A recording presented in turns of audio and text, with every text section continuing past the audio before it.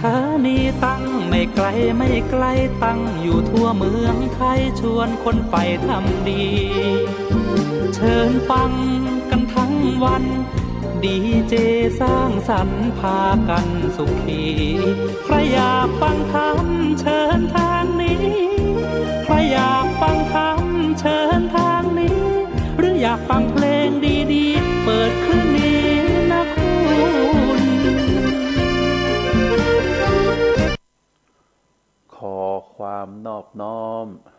จงมีแด่พระรัตนตรัยเจ้าสามประการพระรัตนตรัยองค์ที่หนึ่งคือพระพุทธพระรัตนตรัยองค์ที่สองคือพระธรรม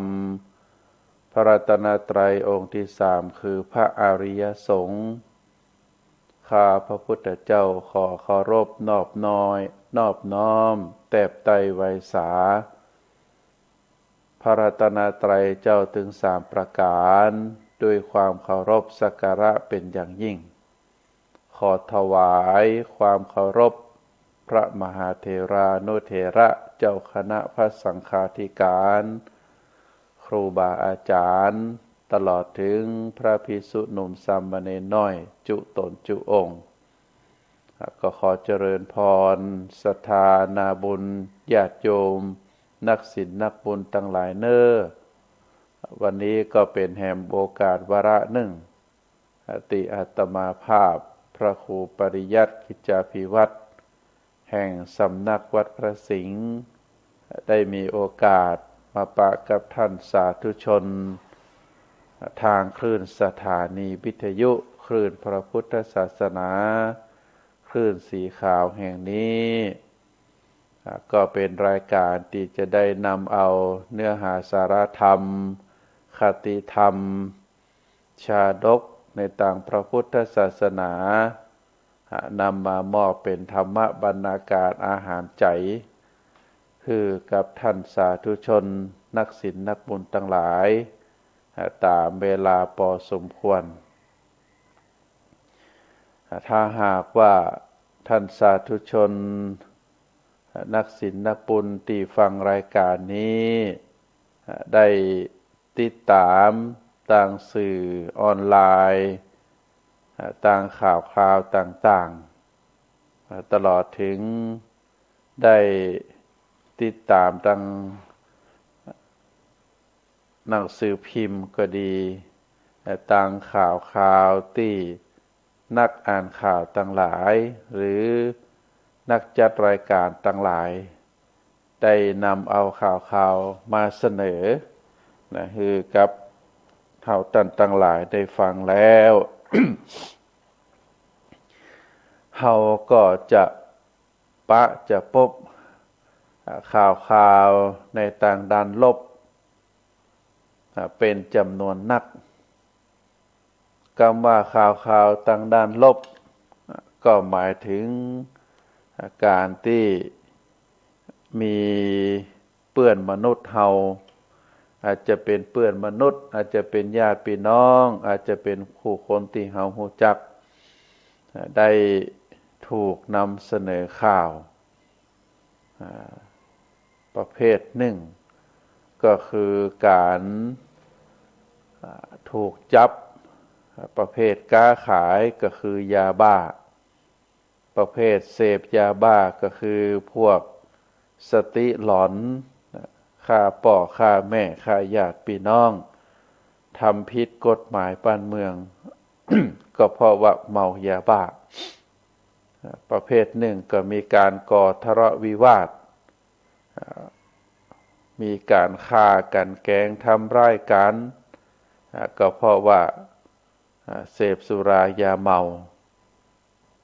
เสพสิ่งเสพติดแห่งประเภทหนึ่งเราก็มักจะได้หันผู้คนที่เรารู้จักพออายุนักมาก็มีการเรียกว่าเป็นโรคร้ายที่รักษาบ่ได้อย่างเช่นเป็นมะเร็งอาจจะเป็นมะเร็งที่ปอดหรือ จะเป็นมะเร็งในส่วนไหนก็แล้วแต่บางทีบางครั้งเราก็หันข่าวมีการ จับ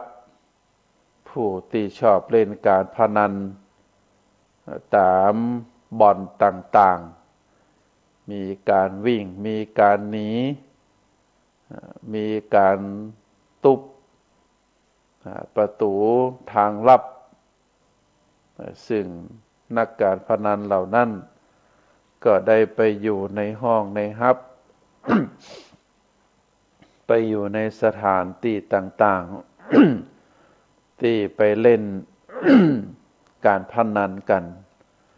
เป็นจำนวนนักบางครั้งบางคราวก็หันตึงแม่ยิงหันตึงปอดจายหันตึงคนหนุ่มหันตึงคนแก่ได้ถูกจับก็ดีได้ถูกวิ่งออกมาจากสถานที่เมื่อเจ้าหน้าที่เข้าไปล้อมจับก็ดีก็อันนี้เราหันในส่วนที่สื่อนำมาเสนอในส่วนที่สื่อยังจับเจ้าหน้าที่ยังจับบ่ได้สื่อยังบ่ได้ไปหันก็อาจจะมีเป็นจำนวนนักถ้าถามว่าสิ่งเหล่านี้ในทางพระพุทธศาสนาได้นำมาสอนนำมาเสนอแนะนำมาฮือเจ้าไทยเฮาเจ้าพุทธเฮาได้พินิจพิจารณาถึงโทษถึงพิษถึงภัยบ่ว่าจะเป็นสุรายาเมายาเสพติดหรือบ่ว่าจะเป็นสุริบุรีหรือการพนันซึ่งเฮาก็ได้ฟังครูบาอาจารย์ได้อู้จี้โทษจี้ภัยฮือได้ฮู้ได้หันอยู่ตลอด แต่ก็มีบุคคลเป็นจำนวนนักที่ได้ยึดคำสอนครูบาอาจารย์ได้ยึดศีลยึดธรรมเป็นแนวทางดำเนินชีวิตได้ละได้เว้นจากสิ่งเหล่านี้ ก็ทำให้ชีวิตความเป็นอยู่ก็ได้พบได้ปะกับความสุขความสบายได้ปะกับการดำเนินชีวิตที่ถูกต้องถูกธรรมถูกประเพณีถูกวัฒนธรรมถูกกฎหมายถูกระเบียบเมื่อประพฤติในทางที่ถูกต้อง ก็ทำให้การดำเนินชีวิตเป็นไปโดยความสุขเป็นไปโดยความปกติบั้นท้ายบั้นสุดท้ายของชีวิตก็จะปะกับความสงบเมื่อสิ้นชีวิตไปก็ไปสู่ภพภูมิที่ดีก็เพราะว่าตลอดเวลาที่ดำเนินชีวิตมาได้ดำเนินชีวิตในแนวทางที่ถูกต้องบ่เข้าไปเกี่ยวข้องกับยาเสพติดบ่เข้าไปเกี่ยวกับการดื่มสุราเมลัยบ่ได้เข้าไปเกี่ยวกับการทำให้ชีวิตได้รับพิษได้รับภัย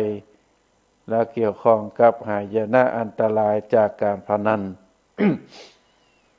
ก็เพราะได้เชื่อคำสอนของครูบาอาจารย์ได้เชื่อคำสอนของพ่อของแม่ได้เชื่อคำสอนตามหลักพระพุทธศาสนาก็เลยทำให้การดำเนินชีวิตเป็นไปในทางที่ถูกต้องตรงกันข้ามมีจำนวนบุคคลก็เป็นจำนวนนักอยู่แต่ก็บ่ได้นักเต่าผู้ที่ได้เลือกทางเดินที่ถูกต้องมีบุคคลบ่ว่าจะเป็นเพศหญิงเพศชายเป็นคนหนุ่มคนสาว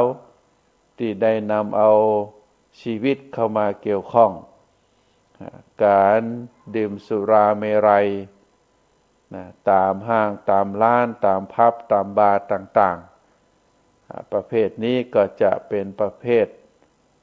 นักแอวนักกินที่กำลังอยู่ในวัยรุ่นเข้าสู่วัยผู้ใหญ่ก็25บางทีก็ ถึง35-40ประเภทนี้ก็มักจะไปตามร้านตามบาร์ตามคาราโอเกะตามพับเพื่อที่จะไปนั่งไปดื่มสิ่งสำคัญก็คือไปดื่มเหล้าไปปะคนต่างหลายก็ทำให้เกิดความวุ่นวายการติดเชื้อโรคและก็ทำให้คนเหล่านี้ได้รับอันตรายจากการทะเลาะวิวาทได้รับอันตรายจากการดื่มการเสพนะบ่ว่าจะเป็นสุรายาเมาสิ่งเสพติดเข้าไปเพราะว่าในสถานบันเทิง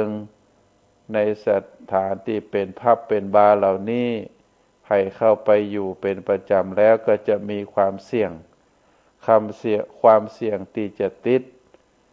ที่จะต้องดื่มสุราเมลัยเมื่อไปแอวไปปะกับเปื่อนกับฟุ้งสิ่งติดตัวมาก็คือการดื่มสุราเมลัยหรือบางทีก็มีสิ่งเสพติดเข้าไปเกี่ยวข้องแล้วก็สิ่งติดตัวมาก็คือบางครั้งบางคราวก็มีการก่อทะเลาะวิวาทบางครั้งบางคราวเมื่อเมาแล้วขับรถกลับที่พักกลับบ้านก็มักจะประสบอุบัติเหตุบางครั้งบางคราวเมื่อติดเพราะว่าจะเป็นสิ่งเสพติดสุราเมลัยแล้วก็ทำให้สุขภาพเสื่อมโทรมทำให้สติปัญญาถดถอยลงทำให้สุขภาพได้รับผลกระทบทำให้เกิดโรคภัยไข้เจ็บอันนี้ก็คือโทษที่มาจากสุราเมลัยสิ่งเสพติดสิ่งสำคัญก็คือบั่นทอนสุขภาพจากที่อายุไขเขาอาจจะอยู่ในช่วงอายุ70-80 ปีแต่พอเราดื่มสุราเสพสิ่งเสพติดเข้าไปอายุไขของเราก็จะสั้นลงก็เพราะว่าการใช้ร่างกายไปเกี่ยวข้องกับสิ่งต่างหลายเหล่านี้เป็นพิษเป็นภัยนะบอกว่าเป็นสุราเมื่อดื่มเข้าไปแล้วความร้อนของดีกรีก็จะไปเผาผลาญร่างกายจะไปเผาผลาญอวัยวะภายในแล้วก็สิ่งสำคัญก็คือสติปัญญาเริ่มเสื่อมเริ่มถอยอันนี้ก็คือเป็นพิษเป็นภัยจากสุราเมรัยหรือสิ่งเสพติดแห่งประการหนึ่งก็คือการสูบบุหรี่สูบบุหรี่ปัจจุบันนี้มีกฎหมายคุ้มครองผู้ที่บ่สูบบุหรี่ไผที่ไปสูบบุหรี่ในบริเวณที่กฎหมายห้าม ก็จะได้รับโทษเลยรับโทษในส่วนตัวของผู้สูบเอง ก็นำเอา เรียกว่าควันบุหรี่ควันบุหรี่นี้ก็จะมีสารนิโคตินสารนิโคตินก็เป็นสารที่เหนียวเป็นสารที่เป็นอันตรายต่อปอดต่อระบบหายใจเมื่อเสพเข้าไปสูบเข้าไปนักสารเหล่านี้ก็จะไปติดที่ปอดก็ทำให้ปอดเป็นถุงลมป่องโพป่องเป็นถุงลมป่องโปงป่องพงแล้วก็ทำให้เกิดอันตรายต่อปอดเกิดมะเร็งได้เป็นหลุมดำเกิดขึ้นที่ปอดได้เมื่อร่างกายเราได้มีกำลังทดถอยลงอายุนักขึ้นโรคภัยไข้เจ็บเหล่านี้ก็จะปรากฏให้เราหันความอิดหายใจประคล่องบางทีก็ต้องใช้เครื่องช่วยหายใจมาช่วยซึ่งสิ่งต่างหลายเหล่านี้ก็เกิดจากการสะสมในร่างกาย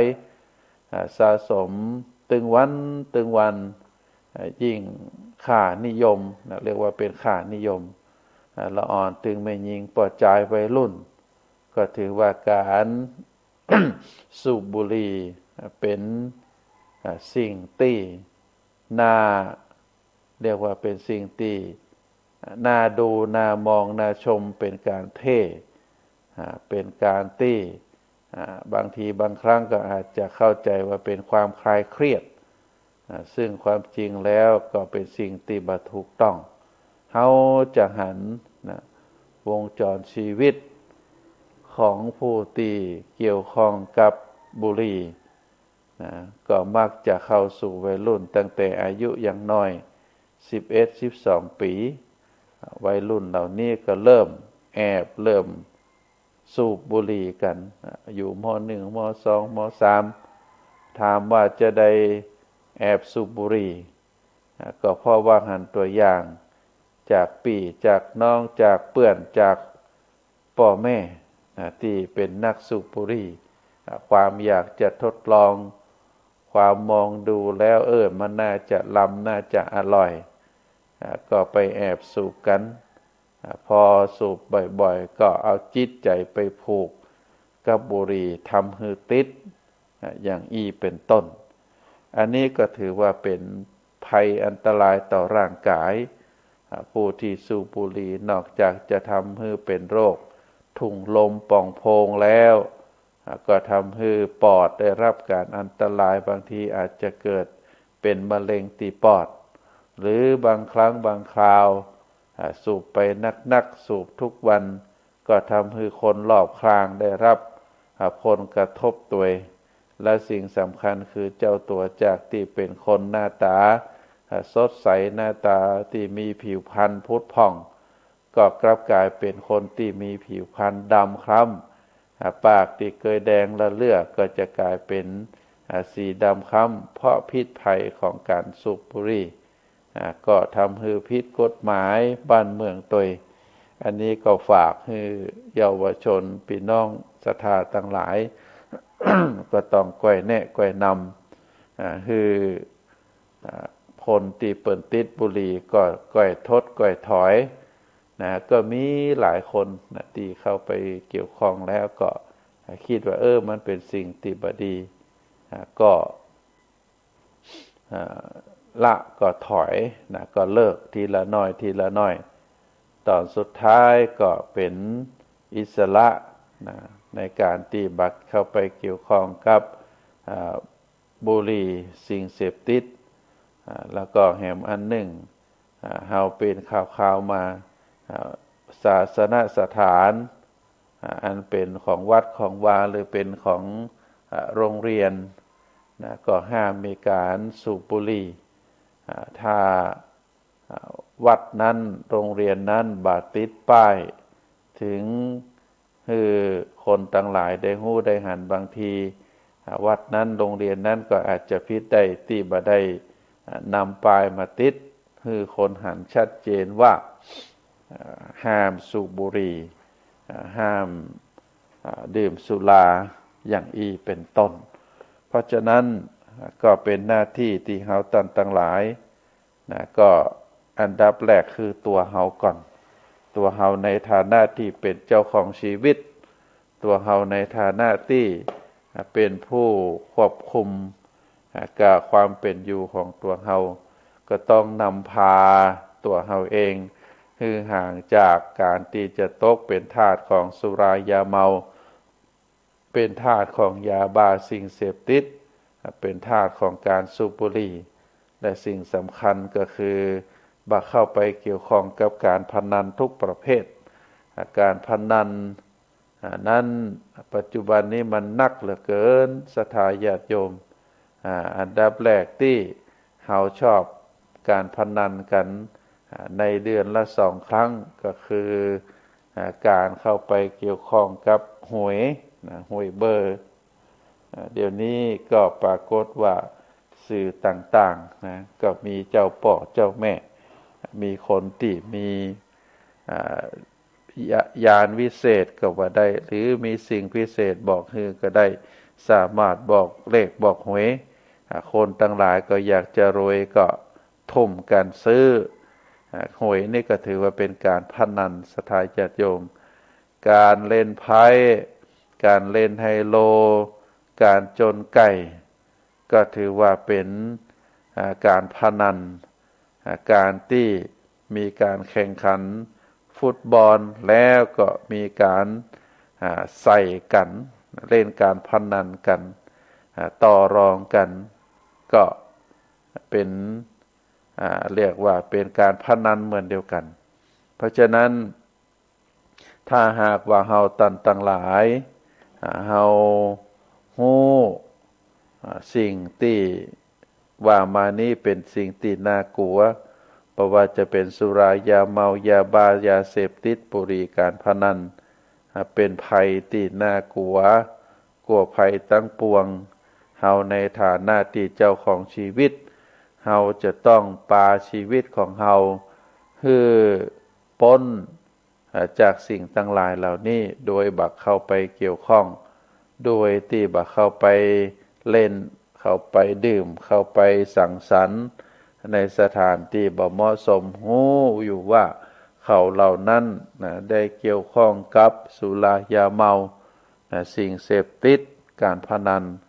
เฮาก็ต้องละต้องเลิกบ่เอาชีวิตของเฮาเข้าไปเกี่ยวข้อง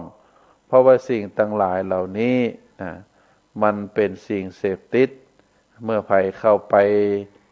เล่นเข้าไปทำเข้าไปกินเข้าไปดื่มเข้าไปร่วมวงด้วยแล้วบุคคลคนนั้นก็มักจะติดแล้วก็บ่สามารถที่จะถอนตัวได้บางทีบางครั้งก็เกิดความเสียหายทั้งต่อตัวเฮาเองทั้งต่อครอบครัวบุคคลรอบข้างทำให้ได้รับผลกระทบบุคคลในครอบครัวเมื่อเฮาในฐานะที่เป็นหัวหน้าครอบครัวเป็นพ่อเป็นแม่ไปติดไปเสพไปเกี่ยวข้องกับสิ่งต่างหลายเหล่านี้บรรดาลูกหลานก็จะมักจะได้รับผลกระทบโดยตรงหรือบางครั้งก็อาจจะเป็นญาติพี่น้องของเฮาคนที่นับสายโลหิตเป็นพี่เป็นน้องการออกจากท้องพ่อท้องแม่เดียวกันมาเข้าไปเกี่ยวข้องต่างหลายเหล่านี้ก็ทำให้ผู้ที่เป็นพี่หรือเป็นน้องก็ได้รับความลำบากได้รับความอับอายก็ทำให้เกิดพิษเกิดภัยเหมือนเดียวกันเฮาท่านทั้งหลายในฐานะที่เป็นผู้ที่จะต้องประคับประคองชีวิตของเฮาให้แคล้วคลาดปลอดภัยเฮาก็ต้องหันภัยในสิ่งต่างหลายเหล่านี้คือสุรายาเมาเปิ้นบอกว่าเป็นภัยที่ยิ่งใหญ่กว่าภัยน้ำท่วมบุหรี่เป็นภัยที่น่ากลัวกว่าอัคคีภัยและก็การพนันเป็นผีที่น่ากลัวกว่าผีในป่าช้าถึงสิ่งประการนี้ก็ถือว่าเป็นสิ่งที่ตึงมีพิษมีภัยแล้วก็เป็นสิ่งที่น่ากลัวเพราะเป็นพิษเป็นภัยเรียกว่าเป็นภัยเงียบและเป็นผีร้ายที่แอบแฝงมาในรูปของความอร่อยและทำให้สนุกสนานเพลิดเพลินทั้งยังมีเสน่ห์ที่รุนแรงเป็นเสน่ห์ที่ดึงดูดมีกำลังดึงดูดอย่างมหาศาลจึงทำให้คนเรียกว่าเป็นคนโง่เขลาเบาปัญญา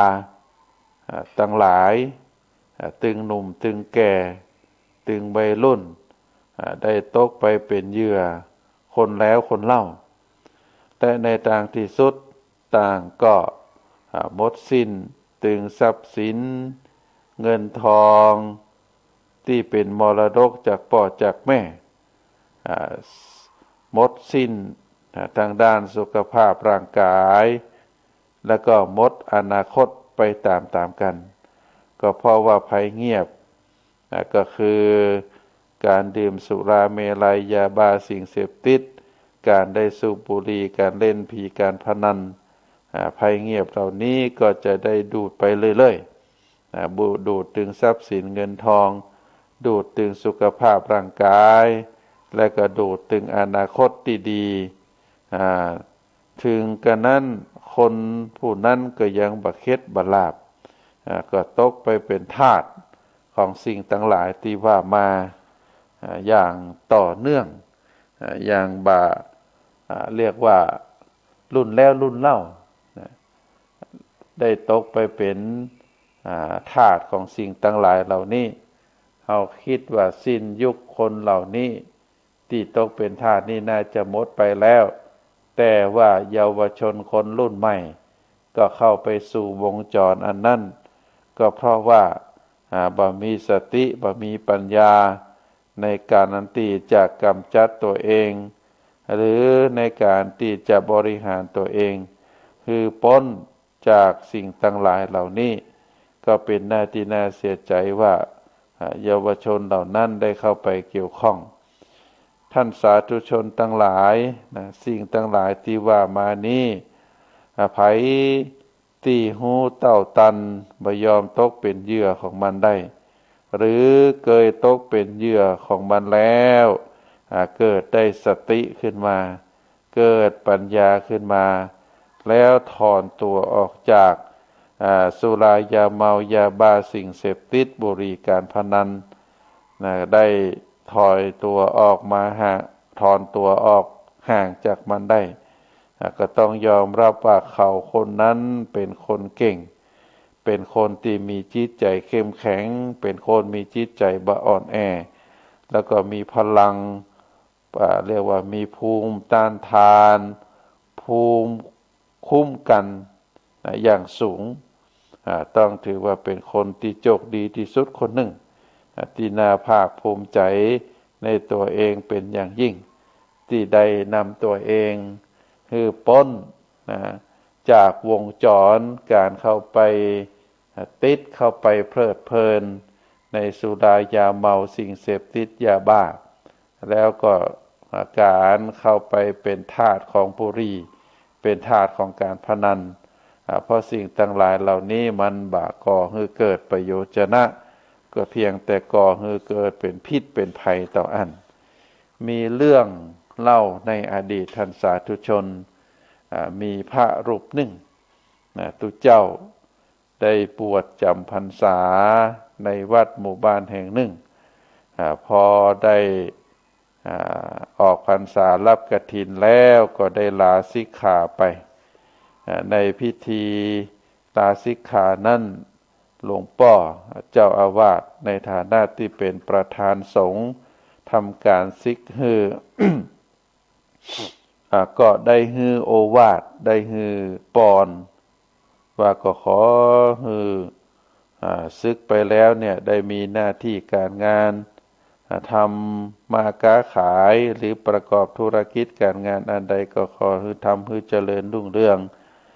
เป็นพลเมืองดีเป็นลูกที่ดีของพ่อแม่เป็นสามีที่ดีของภรรยาแล้วก็เป็นพ่อที่ดีของลูกๆแล้วก็ฝากข้อปฏิบัติไว้3อย่างให้ระมัดระวัง3ข้อนี้ให้ดีหลวงพ่อได้ให้ข้อคิดกับปีทิศคนใหม่หรือปีนานคนใหม่ว่า1ระวังน้ำท่วม2ระวังไฟไหม้แล้วก็3ระวังผีหลอกเมื่อเป็นลักษณะแบบนี้ระมัดระวังในสิ่งต่างหลายเหล่านี้แล้ว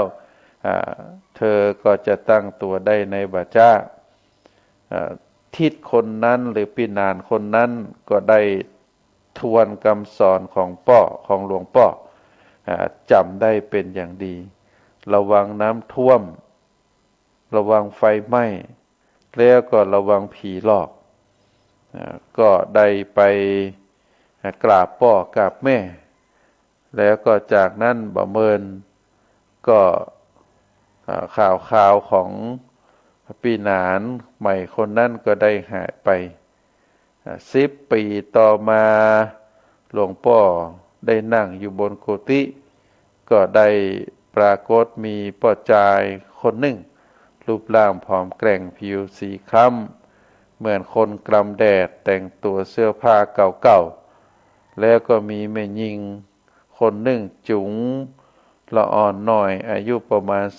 30-4 ขวบมาตัว ทั้งสามนั้นได้ขึ้นไปกราบหลวงพ่อหลวงพ่อมองอย่างสงสัยว่าเป็นไผ่ก็จึงได้ทบทวนคือได้ทบทวนได้พิจารณาดูก็ว่าเขาคนนี้เคยบวชเรียนเมื่อ10 ปีที่แล้วก็หลวงพ่อก็จึงได้ว่าแก่ไปนักหน้าตาก็บ่ผ่องใสเหมือนเคยตอนเป็นตุเจ้าก็ไต่ถามสารสุขสารทุกข์สุขดิบไปตามธรรมเนียมเขาก็เล่าให้ฟังว่าหลังจากศึกไปแล้วก็ไปรับจ้างทำไร่ที่ต่างจังหวัดก็ได้แต่งงานกับภรรยามีลูกปอจายคนหนึ่งที่ปามาตัวนี้ละวันนี้ได้มาเยี่ยมแม่ซึ่งป่วยอยู่แต่ก็บ่เป็นอะไรอย่างนักก็ได้มาวัดมากราบหลวงพ่อชีวิตของผมยังแย่อยู่ครับหลวงพ่อหาบ่พอใจยังลำบากก็ยังบ่ได้มาทำบุญกับหลวงพ่อเตื้อเล่าความเป็นอยู่ให้เขาฟังหลวงพ่อก็บอกว่าเธอยังจำกรรมที่ฉันได้เป็นข้อคิดในวันศึกได้ไหมปอจายคนนั้นก็บอกว่าจำได้แม่นครับหลวงพ่อก็คือหลวงพ่อบอกว่าระวังน้ำท่วมระวังไฟไหม้แล้วก็ระวังผีหลอกแล้วเธอระวังจะใดปอจายคนนั้นปีนานคนนั้นก็บอกว่าผมระวังน้ำท่วมก็ได้สร้างบ้านหลังสูงเวลาน้ำท่วมมาหน้าบ้านอื่นถูกน้ำท่วมแต่บ้านผมนี่น้ำบ่ท่วมแล้วก็บอกให้ลูกเมียระวังฟืนไฟสายไฟอยู่เสมอไฟก็บ่ได้ไหม้บ้านเพราะว่าบ้านผมอยู่ปลูกอยู่ในตีโล่งห่างจากวัดห่างจากวาห่างจากป่าช้าเรื่องผีที่จะมาหลอกนั้นก็คงบ่มีแน่นอนเขาก็ได้อธิบายให้หลวงพ่อฟังจะอี้หลวงพ่อก็ไขหัวว่าแล้วก็หันไปทางภรรยาว่าอีหนูสามีได้ดื่มเหล้าก็ได้สูบบุหรี่ก็ได้เล่นหวยโรยเบอร์ก็ภรรยาก็สาธยายพฤติกรรมของสามีคือหลวงพ่อได้ทราบอย่างละเอียดยิบว่าสามีเป็นคนชอบเที่ยวมีเพื่อนฝูงนักมักจะชวนกันไปกินเหล้าเมายาหลังจากเลิกงานแบบทุกวันสำหรับบุหรี่นั่นก็ติดนักเวลากลุ่มเวลาบัดสบายใจก็มักจะสูบวันละหลายซองบางทีก็นักเป็นจำนวนน่าตกใจส่วนหวยนั่นก็เล่นทุกงวดเพราะหวังจะถูกเงินเอามาจุนเจือครอบครัวเมื่อภรรยาได้สาธยายคุณสมบัติของสามีให้หลวงพ่อฟังแล้วหลวงพ่อก็ได้ย้อนถามเขาว่า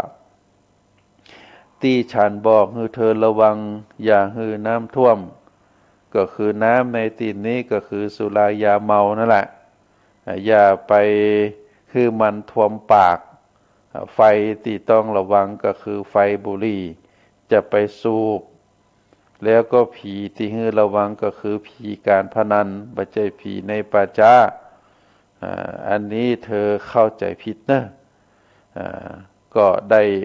เอ่ยให้ลูกศิษย์ที่เป็นปีนานเก่าฟังโดยเฉพาะเหล้ายาบุหรี่หวยการพนัน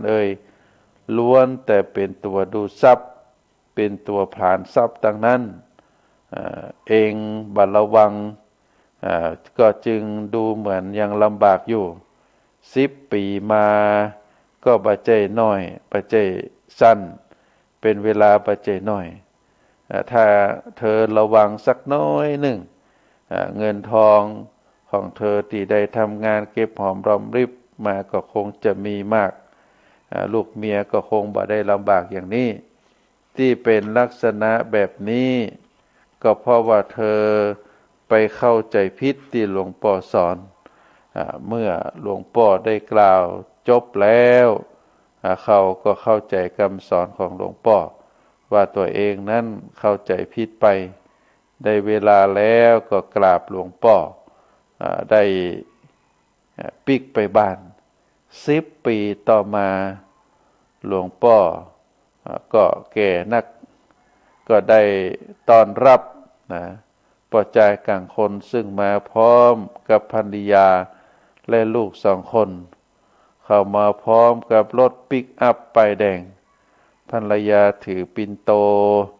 ทุกคนแต่งตัวสะอาดสะอ้านเรียบร้อยดูมีสง่าหลวงพ่อ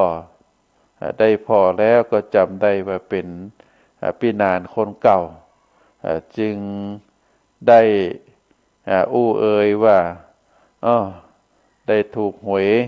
ก็ว่าจะได้ดูแล้วเป็นพ่อเลี้ยงขึ้นพี่นานคนนั้นก็บอกว่าได้กราบเรียนหลวงพ่อว่าบ่ได้ถูกหวยอย่างหรอกหลวงพ่อครับผมจำคำสอนของหลวงพ่อได้เมื่อ10 ปีที่ผ่านมาผมได้มากราบหลวงพ่อได้ให้ข้อคิดและผมก็ได้นำเอาหลัก3 ข้อไปปฏิบัติตามที่หลวงพ่อว่าผมเลิกในการดื่มเหล้าดื่มสุราเลิกแอลเลิกบุหรี่เลิกติดการพนันบ่เข้าไปเกี่ยวข้องบ่เข้าไปซื้อหวยลอยเบอร์แหมละและก็ขยันทำมาหากินหันคุณค่าของตัวเงินเก็บหอมรอมริบผมก็ได้มีฐานะดีขึ้นแล้วก็ได้พ่อตาแม่ยายก็หันว่าผมดีขึ้นก็จึงได้ยกให้คือผมกับภรรยา10 กว่าให้ได้ประกอบทำมาหากินได้สร้างบ้านแล้วก็ได้ทำใจปืนตี้10 กว่าให้นั่นได้ปลูกข้าวของแต่ละปีได้ขายได้เงินมาก็ได้ลดกันเนี่ยครับหลวงพ่อก็ได้ลดกันนี้บรรทุกพืชบรรทุกผลอันเกิดจากการทำจากที่พ่อแม่ได้ฮื้อก็ได้ราคาดีผมก็จึงได้เอารถกันนี้ออกมาตั้งใจที่จะให้หลวงพ่อได้เจิมเป็นสิริมงคลตยหลวงพ่อได้ฟังแล้วก็อนุโมทนาสาธุเนอะในปีนานเฮ้ยก็ดีใจกับอีหนูตยเนอะแล้วก็หลานของหลวงตาตยก็ดูลูกถึง2 คนก็มีดูวิแววดีได้รับการเลี้ยงดูเป็นอย่างดีก็ทำให้หลวงพ่อมีความสุขโดยที่ได้ปะลูกศิษย์ลูกหาที่ดีขึ้นก็เพราะว่าการใส่ใจการได้นำตัวออกจากวงจรอันที่จะทำให้ตัวเองยากจนวงจรอันนั้นก็คือเหล้ายาป่าปิ้งบุหรี่หวยการพนันหลวงพ่อได้สอนว่าเป็นล้วนแต่เป็นของดูดทรัพย์ดูดสิ่งของเครื่องใจไม่สอยต้องไปอยู่ลงจำนำแล้วก็เอาไปเสพไปกินไปดื่มไปเล่นการพนันต่อกาความร่ำรวยนั้นก็คงหาได้ยากพี่นานคนนี้ได้ฟังคำสอนของหลวงพ่อแล้วก็ได้ละในสิ่งต่างหลายเหล่านั้นผ่านชีวิตของตนเองด้วยจิตใจเข้มแข็งด้วยสติปัญญาก็ทำให้สลัดในสิ่งเหล่านั้นได้หันมาดูแลครอบครัวหันมาดูแลทรัพย์สินเงินทองโดยการสะสมทรัพย์สินเงินทอง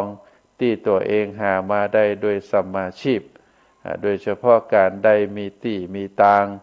ได้ใจปืนดินเพาะปลูกพืชอันเป็นเศรษฐกิจที่เหมาะสมกับฤดูเหมาะสมกับในสภาวะในสถานที่นั้นก็หันคุณค่าของแผ่นดินพ ผ่นดินคือทองนะแผ่นดินนั้นคือทองอยู่ตัดใดก็อยู่ตัดหั่น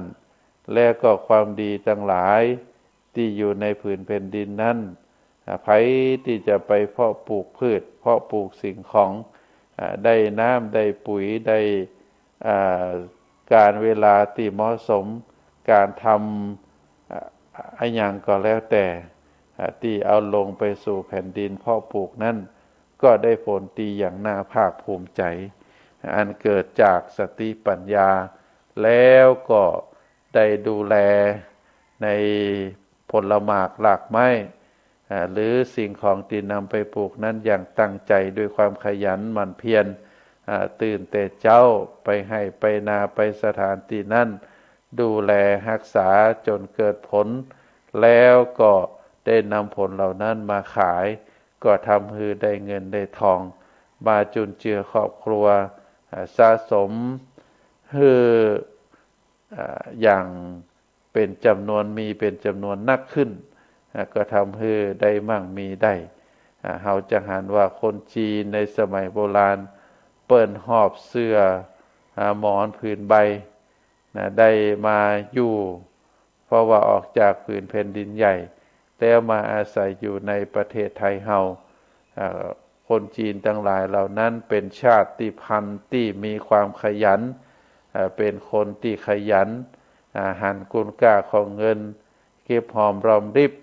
ถ้าบารวยถ้าบ่มั่งมีแล้วก็บ่หยุดบ่ยั้งก็ปรากฏว่าคนจีนทั้งหลายเหล่านั้นได้เป็นของคิดเป็นเจ้าของกิจการบ่ว่าจะเป็นร้านค้าบ่ว่าจะเป็นธนาคารสังหาริมทรัพย์ทั้งหลายคนที่เป็นเจ้าของก็มีเชื้อสายจีนทั้งนั้นเพราะฉะนั้นเฮาท่านทั้งหลายในฐานะที่เกิดในประเทศนี้เกิดในผืนแผ่นดินนี้เฮาเกิดมาจากพ่อจากแม่จากพ่อจากแม่เฮาก็ต้องแสวงหากินมีความขยันบ่นำชีวิตเข้าไปเกี่ยวข้องกับสุราเมลัยยาบ้าสิ่งเสพติดบุหรี่การพนันเพราะว่าสิ่งต่างหลายเหล่านี้ทำให้เกิดพิษเกิดภัยแล้วก็ด้วยจิตใจที่เข้มแข็งก็จะต้องนำตัวเองให้พ้นจากภัยต่างหลายเหล่านี้แล้วก็มาดำรงชีวิตอย่างถูกต้องบ่เข้าไปตกไปเป็นเหยื่อบ่เข้าไปตกไปเป็นทาสของสิ่งต่างหลายแล้วก็ทำให้ร่างกายแข็งแรงได้ทำการทำงานอย่างเต็มที่แล้วก็ได้สะสมเงินทองอันเกิดจากน้ำพักน้ำแรงของตัวเองได้ทำให้เป็นคนมั่งมีสีสุขได้สมบูรณ์พูนสุขได้อยู่เย็นเป็นสุขเพราะการกระทำของตัวเองอันนี้วันนี้ได้เจริญพรให้ศรัทธาญาติโยมนักศีลนักบุญทั้งหลายว่าการดำเนินชีวิตบ่ให้เข้าไปเกี่ยวข้องเรียกว่าเป็นอบายมุขอบายมุขก็คือปากทางแห่งความหายนะนำชีวิตคือล่มคือจมก็เพราะว่าเข้าไปเกี่ยวข้องกับสุราเข้าไปเกี่ยวข้องกับสารเสพติดเข้าไปเกี่ยวข้องกับสูบบุหรี่เข้าไปเกี่ยวข้องกับผีการพนันเข้าไปเกี่ยวข้องกับการเที่ยวการเตร่บ่ฮู้จักกาลเวลาบ่ฮู้จักคุณค่าของเงินบ่ใส่ใจดูแลครอบครัวก็ทำให้ครอบครัวมีปัญหาแต่ว่าถ้าหากว่าคนนั้นมีสติปัญญาได้ถอนตัวเองมาได้ถอนตัวจากสิ่งเข้าไปเกี่ยวข้องกับสิ่งที่เป็นอบายมุขทั้งหลายเหล่านั้นตั้งจิตตั้งใจทำไมดูแลครอบครัวเสาะว่าหากินด้วยความขยันหมั่นเพียรสักวันหนึ่งก็จะประสบผลสำเร็จเหมือนกับปีนานของเฮาที่เล่ามาอาตมาภาพก็ขอนำรายการจากท่านสาธุชนไปก่อนตอนสุดท้ายนี้ก็ขออำนวยอวยพรให้ศรัทธาญาติโยมนักศีลนักบุญทั้งหลายที่ได้รับฟังรายการนี้ได้ให้มีความสุขมีความเจริญนิราคาแค้วจากทุกข์จากโศกจากโรคจากภัยจากพยันตรายทั้งหลายทั้งมวลจงเจริญด้วยจตุรพิธพรชัยมีอายุวรรณะสุขภละ ปฏิภาณธนสารธรรมสารสมบัติรุ่งเรืองด้วยลาภยศสุขสรรเสริญจงทุกประการขอเจริญพร